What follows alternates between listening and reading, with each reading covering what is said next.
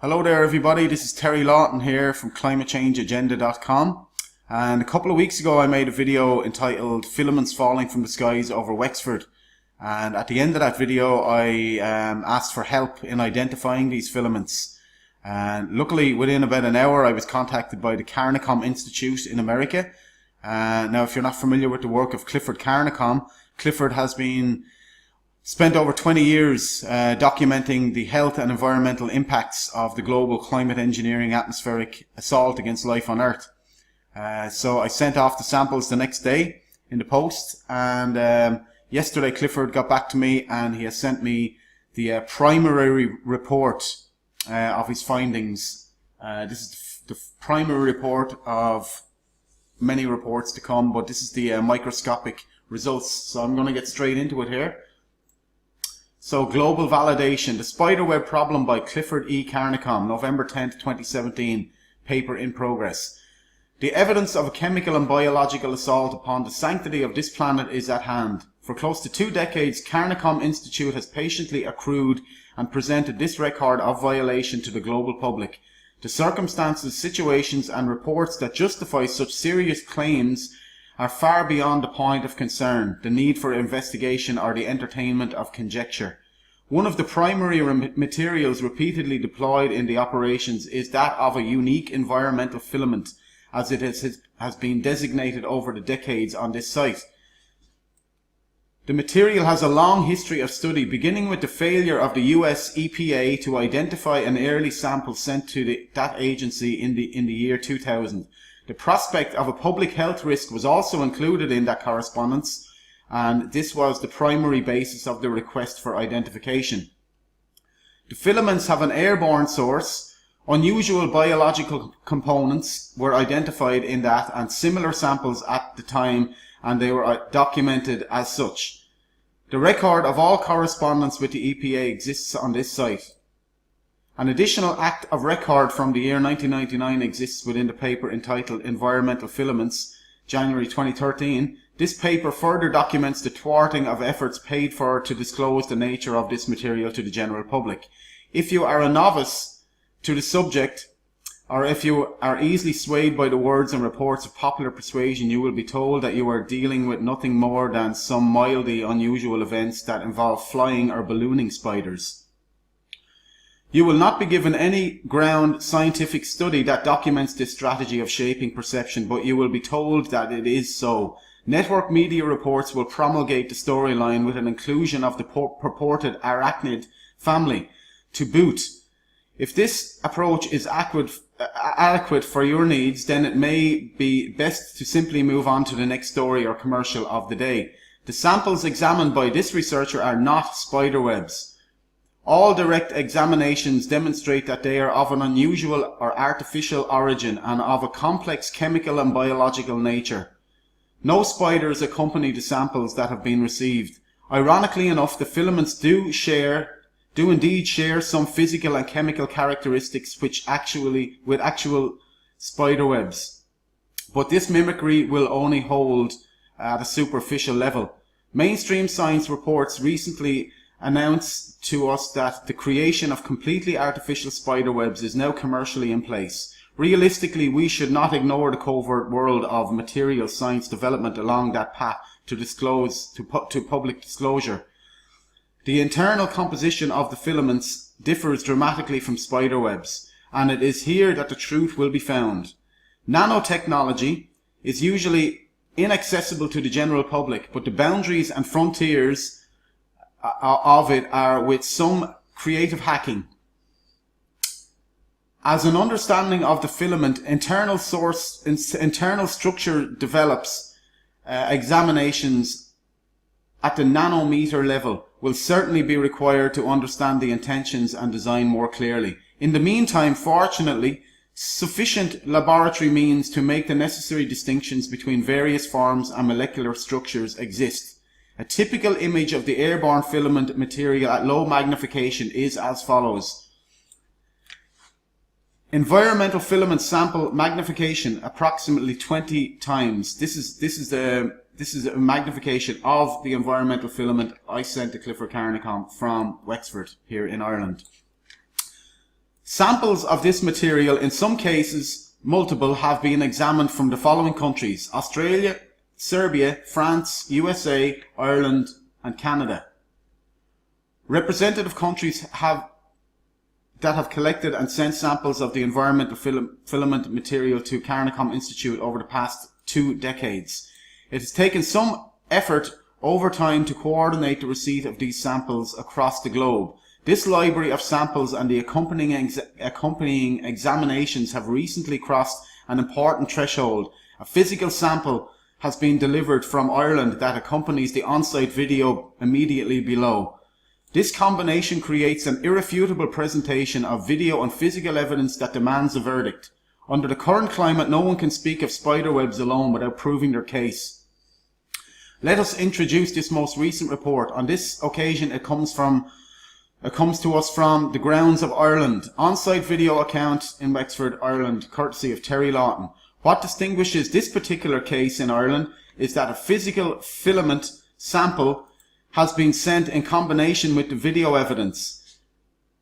These provide a more accurate assessment of the situation on the ground. The filament material received in this case, in all respects known, is identical to that sent to the US EPA close to 20 years ago. The material received from Ireland is not spiderweb material, and the observations on the ground reinforce that claim. The conclusions of this paper are based upon numerous specific samples that have been received over a period of many years. These same materials are disturbingly known to be observed frequently and, as documented, are of global distribution. All of the filament samples received are identical in all respects at the microscopic level.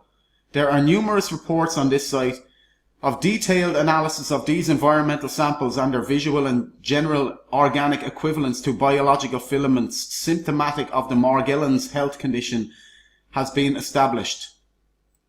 The ruse of proclaiming that spiderwebs are distributing themselves frequently and across the globe en masse have now played itself out. Ballooning spiders on a large scale are a real but rare phenomenon. The extensively examined environmental airborne filaments, unfortunately, are also quite real, but they do not originate from spiders.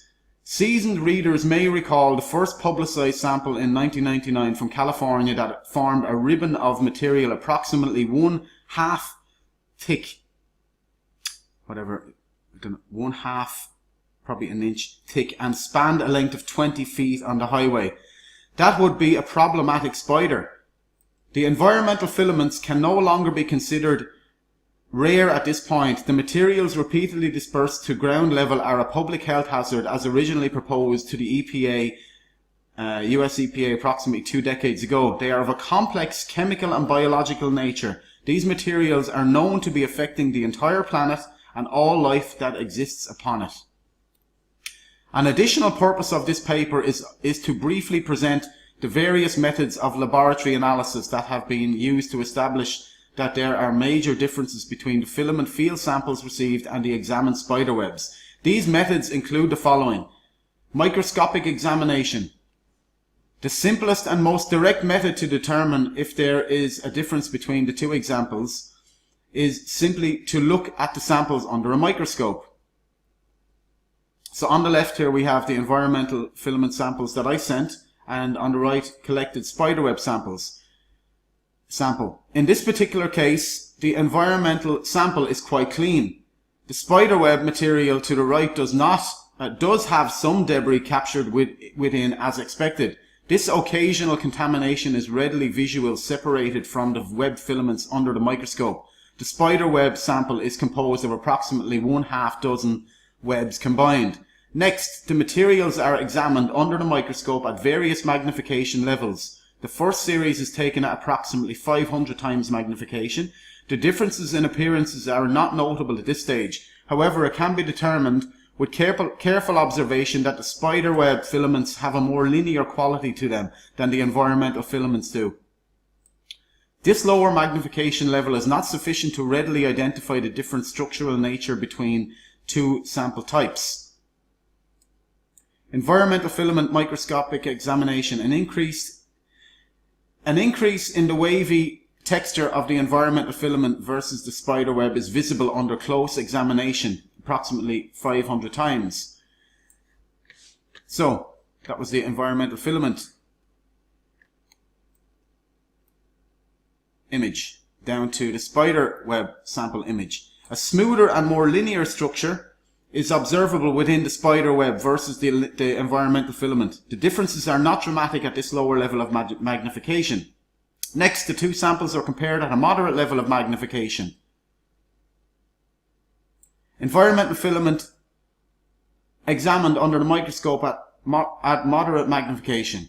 It is here that important differences can be determined between the visual characteristics and structural nature of the two filament types. The environmental filament shows much higher variability in form and structure than the spider webs do. The environmental filaments do indeed have a much wavier appearance to them. This has direct bearing on the extreme adhesive and stretch qualities of the filaments, as has been repeatedly observed over the years. In addition, the filaments demonstrate budding growth forms that demonstrate a clear biological nature to the filaments as opposed to inert spider web generation. It is at this level of magnification that the case of fundamental difference and distinction exists between the environmental filament and the spider webs. It is insufficient and unjustified to make the claim for either type of filament existence without this minimum level of observation and analysis. This requirement exists for any journalistic or scientific reporting as well. That magnification was at 1250 times. Spider webs at moderate magnification. So that was the environmental filaments at 1250 here. And down below are the spider webs at 1250. So the spider webs at 1250 continue to show that they are simpler and more uniform in structure. There are no dramatic changes in the basic structure of the spider web that emerge at this level of observation. The geometry of the spider web is more linear and of smoother geometry and texture. There are no budding growth forms that take place in the spider webs after their formation. Okay. An independent microscopic image of spiderweb silk at a similar magnification level for comparison. The qualities of this image match those that are presented within this report immediately above. And lastly, we have a relatively high level magnification.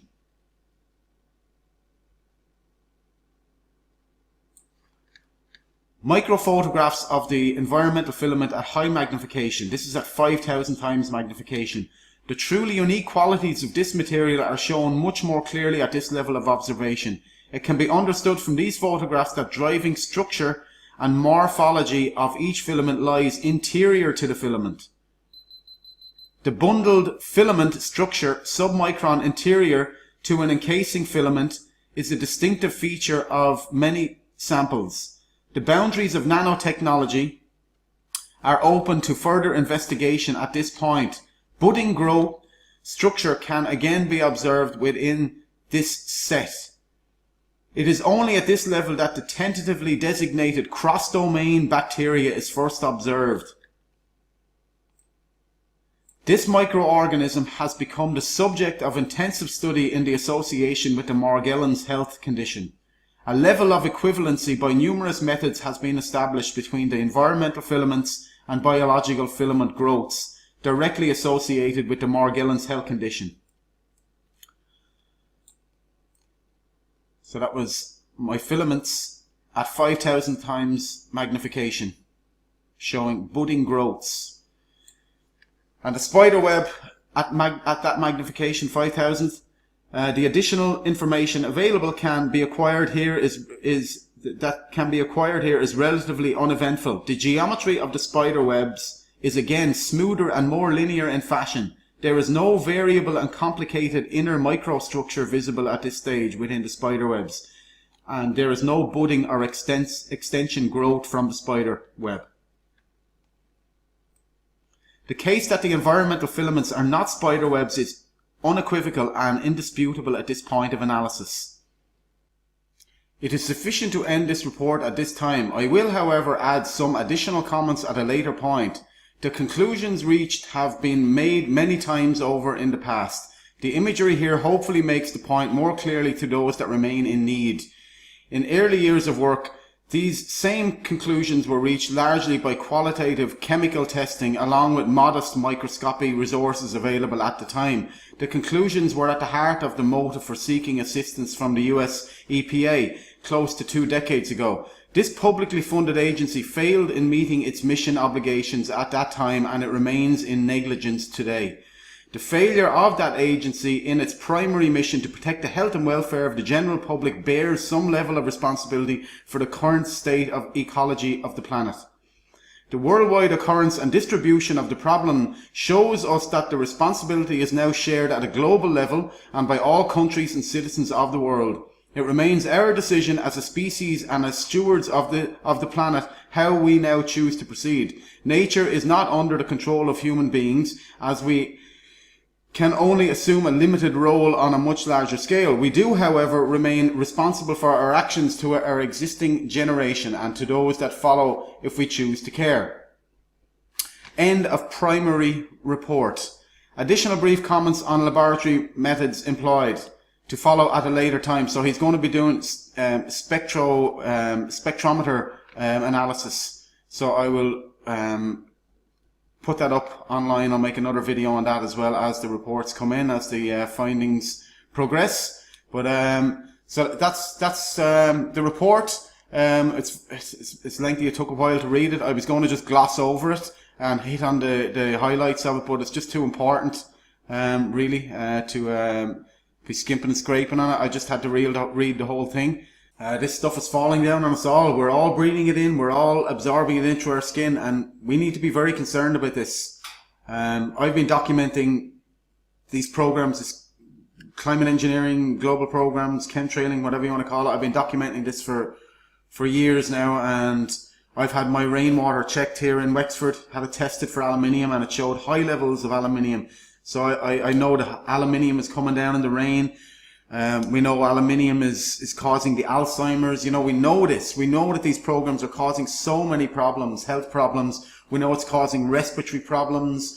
We know that it's causing vitamin D epidemics with the lack of sunlight being created by all of these artificial clouds that are being generated now all over the world through the chemtrails, through the different ionospheric heaters and cloud generators. We know that there's just a litany of problems being created by these programs, and now I have conclusive evidence that there's also now nanotechnology falling down from the sky, and you know, nanotechnology can be used for many different things. Nanotechnology is being proposed as a transhumanist means to change humans, to alter DNA. I was at a climate engineering conference in Berlin in 2014, and not only were they talking about taking control of the Earth's climate engineering, but they were also talking about human engineering. And this guy, James Cascio, he's a futurist. He was one of the main speakers there. He's what you call a futurist or a transhumanist, and transhumanists believe that the human form is inadequate and it needs to be altered. And in this presentation, he spoke about changing the human genome. Look, I'll just go down here. In the last few years, we have seen an increase in ideas to intentionally interfere in natural processes on an unprecedented scale, and with unforeseeable consequences for the future of humankind and ecosystems. Both climate engineering and human engineering, understood as biotechnological, cybernetic, or interventions in the human body for enhancement of human beings, can be understood as currently controversial debated potential technological solutions for global problems. Furthermore, they are both symptoms for at least two diverging quests. First, for stewardship, looking for ways how to steer different systems all the way from the human genome to the climate system with long-term perspective to create a truly sustainable community. This is all out in the open. They're talking openly about this. Engineering the climate, which they've been doing for decades, and human engineering, which they're possibly already doing. I don't know. I can't prove they're doing it, but I can prove that the technology is coming down. Nanotechnology is coming down. This is National Geographic from April of 2017. talking about changing human beings, the next human, taking evolution into our own hands.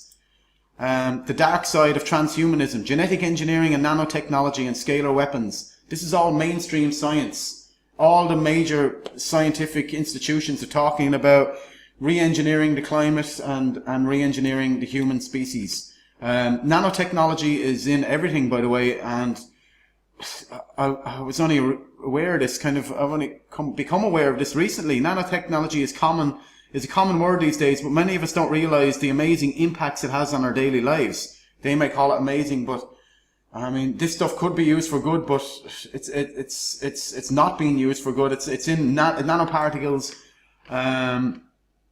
First of all, faster, smaller computers can be made. Okay, that could be a good thing. Nanoparticles in pharmaceutical products. You know, it could be good or bad, but have we been told about this stuff? No. Most people are using these products and they have no idea nanoparticles are in there. Number 5 here, nanofibers in fabrics to enhance stain resistance. Could be good. But again, we haven't been told about this stuff.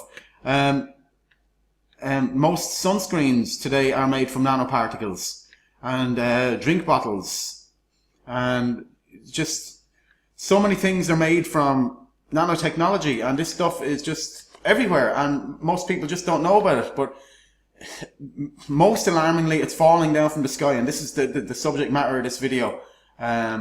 Here's a futurist, Ray Kurzweil, in Computer World. He talks about using nanotechnology. In 30 or 40 years, we'll have microscopic machines traveling through our bodies, repairing damaged cells and organs, effectively wiping out diseases. Now, how the hell are they going to get this stuff into us in 30 or 40 years, or now? How are they going to do this? I think spraying it from the sky would be possibly the most effective way to get it into us. And here's a NASA document that discusses exactly this, amongst many other things. It's entitled "The Future Is Now, circa 2025." And basically this document is a declaration of war against life on Earth. The stuff in here would blow your mind, and I'd want hours to go through the whole thing, but it talks about genetic engineering before birth, okay, key future technologies, okay, transhumanism, and just crazy stuff. Choo-choo, a flesh plant-eating robot that hunts, biodigests natural foods to live off the land. Choo-choo robot inventor Stuart Wilkinson expresses concerns about the dangers of the robots eating humans. Right, and then on page 43, I'm just going to go ahead and show you this. It talks about what I was talking about spraying nanotechnology and stuff into the sky. Some sensor swarms, smart dust, cubic millimeter or less, floats in the air currents, and nanotags, and some explosive smart dust opportunities, optimal positioning of explosive dust in air explosives. But here it says micro dust weaponry, a mechanical analog to biomicron-sized mechanized dust, which is distributed as an aerosol and inhaled into the lungs. Dust mechanically bores into lung tissue and executes various pathological missions. A wholly new class of weaponry which is legal. Absolutely just beyond. And here it talks about what apparently is legal. Microwave, RF, anti-functional and anti-personnel weaponry. Chemical anti-functional weaponry. Acoustic weaponry. Yeah, you got tinnitus or that high-pitched frequency piercing through your head like I've had for the last year and a half. Acoustic weaponry. Different frequencies. Mine is 10,500 hertz. That's what's piercing through my head. Bloody nightmare. And here on page 53, they speak about airborne varieties of Ebola, releasing Ebola. We need to wake up to what's going on here, folks. This is we're living in unprecedented, very, very challenging times, and if we're to ever have any hope of stopping what's going on, we must first address that these programs exist. Here's my website. We need solutions. We first, as I said, we need to acknowledge that these programs exist. Go in here into the taking action section, and I've got a flyer in there. Click on taking action. You get my climate engineering flyer. It doesn't talk about nanotechnology or transhumanism in there. I just tried to skim the surface of it with the flyer. I just talk about, if I can get people to wake up to the climate engineering aspect first, I think I've done my job. But it's far more to it than that. But anyway, there's my flyer, and we all just need to get the word out. Do what you can. Please share my website here, climatechangeagenda.com. It's got an amazing database of information here. 500 climate laws designed to enslave humanity in the name of saving the Earth, which they are going to roll out now when they legalise climate engineering following the Paris summit. Got any amount of documentation there, all the evidence, rain and soil samples, soil samples and blood samples from around the world, from all the materials that were spraying on us, different films, weather programs and patents going back there to the 1800s, and just 150 years of documentation on weather control, the mass die-offs, all the extinctions. Now we're living in the biggest mass extinction period since the dinosaurs died 60 million years ago. All caused by these programs. Crazy weather companies there, mainstream weather companies that you can order weather online. You can order weather tomorrow, whatever you want, rain, hail or snow. It's all real, it's all happening. So please share the information, folks. We're in crazy times, and it's going to take it's just going to take us to wake up to stop what's going on. So please share this information and do what you can when you can, now that you have the chance. This is Terry Lawton for ClimatechangeAgenda.com, signing out for now.